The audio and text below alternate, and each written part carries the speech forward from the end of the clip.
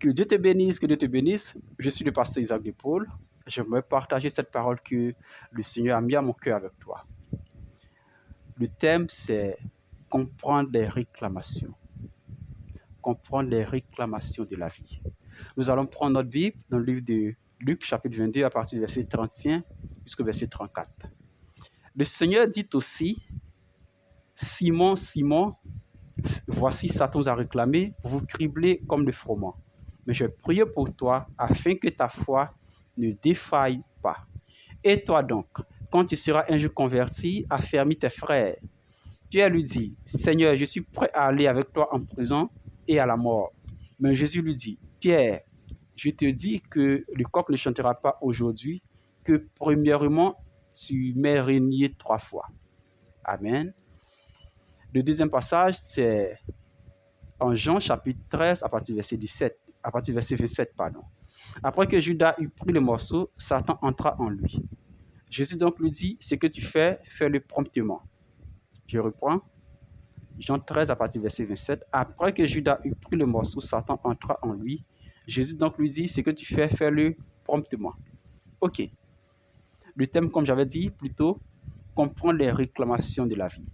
Et là, la parole de Dieu nous montre 2 personnages qui ont marché avec le Seigneur Jésus et qui ont été réclamés par le diable.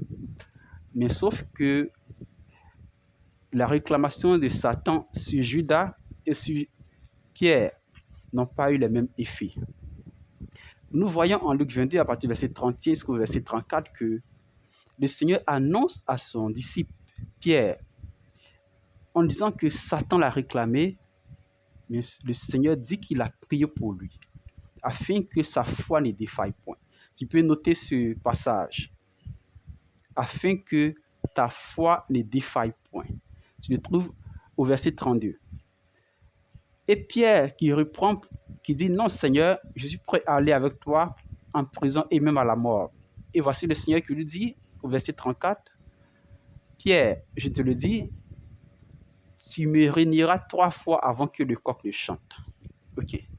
Lorsque nous allons plus loin, à partir du verset 54 de Luc 22 toujours, jusqu'au verset 62, on remarquera que la parole que le Seigneur Jésus a dit à Pierre au verset 34 s'est accomplie à partir du verset 54 jusqu'au verset 62.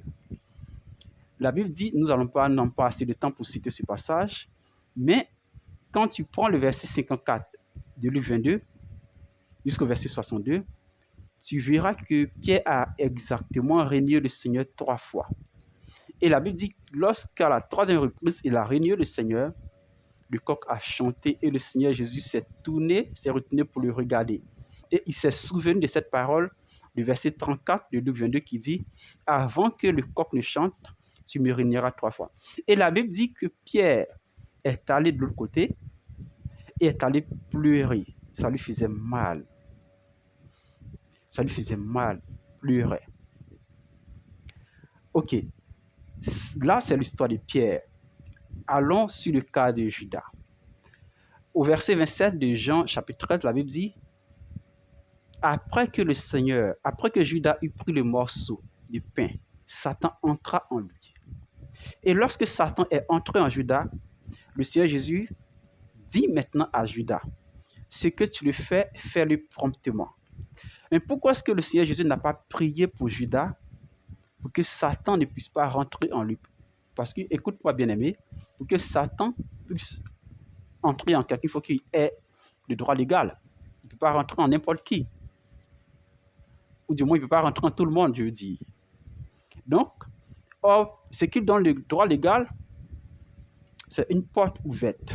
Donc, quand cette porte est ouverte, alors Satan peut poser une réclamation parce que le droit légal lui est accordé.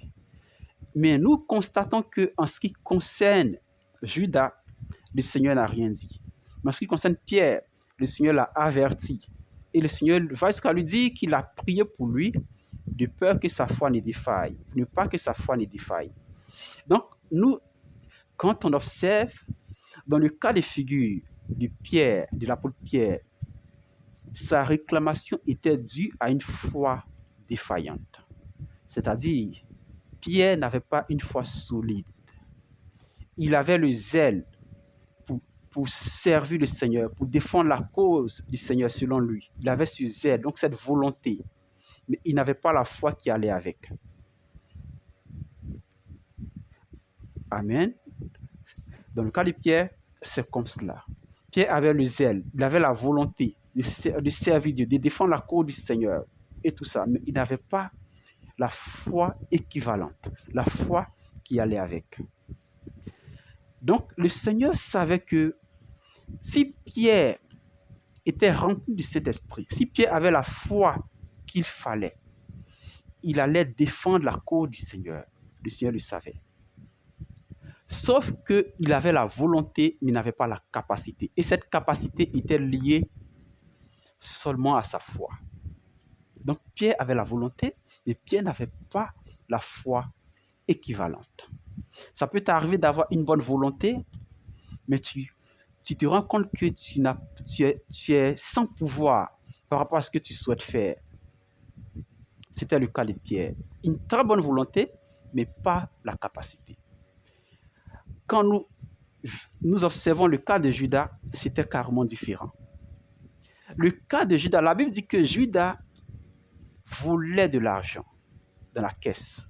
La Bible dit que Judas était cupide. La Bible dit que Judas avait un mauvais caractère. Le cas de Pierre, il avait une foi faible.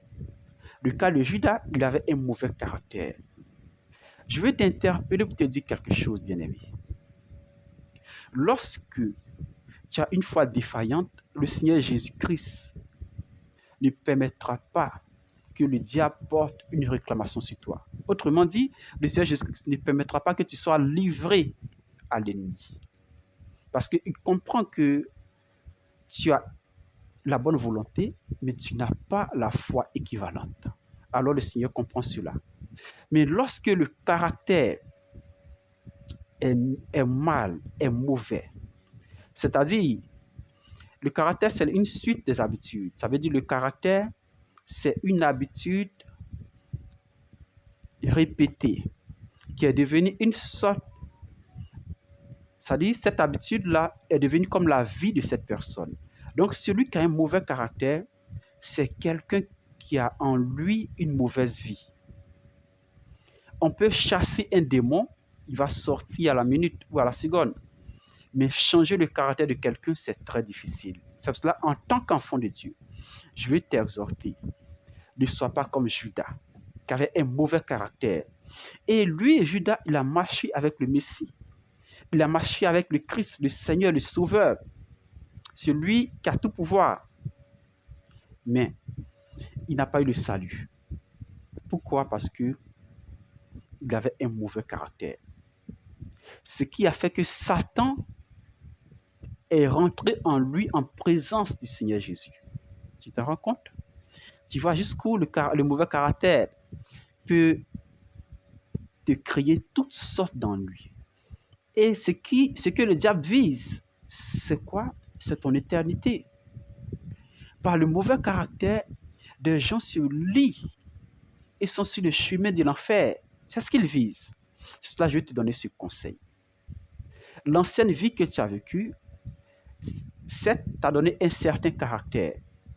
Mais c'est à toi de faire le choix d'abandonner certaines habitudes.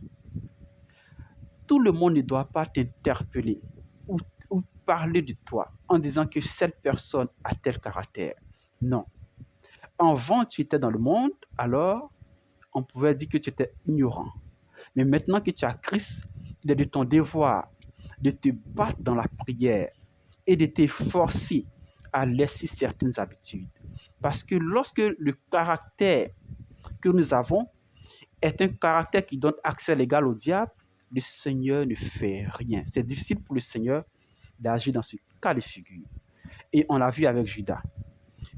Donc, que le Seigneur t'aide à ne pas adopter le caractère de Judas pour éviter ce genre de réclamation. Que Dieu te bénisse, que Dieu te bénisse. C'était le pasteur Isaac Dupaul. Je vais lancer un appel. Si tu n'as pas, tu veux donner ta vie à Jésus, tu vas répéter avec moi. Tu vas dire, Seigneur Jésus, Je te reçois comme Seigneur Sauveur. Je te demande pardon pour tous mes péchés. Inscris mon nom dans ton livre de vie. Je te donne ma vie au nom de Jésus. Amen, amen.